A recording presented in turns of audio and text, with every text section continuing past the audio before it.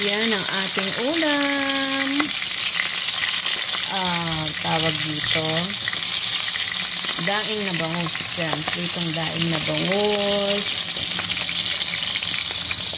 Yan. Ito na yung naluto ko. Bali 4 pieces yung daing na bangus na yan. Nakapagprito na ako ng 2. At pritong talong. Yan ang ating lunch. Diba? Ang sarap. Nakakasawa na kasi yung karne. So, dapat gulay, isda. Yan na lang halos ang mga inuulam natin. Yan o. May tira pa tayong sinigang na spare ribs.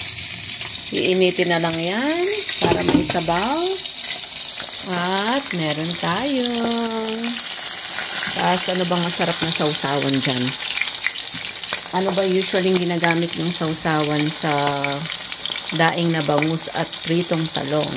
Ako gagawa ako mamaya kalamansi with toyo. Ayan ang ating sausawan later. So this is all in this video, everyone.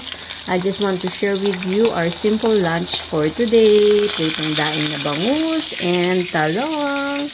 Bye-bye! Happy lunch!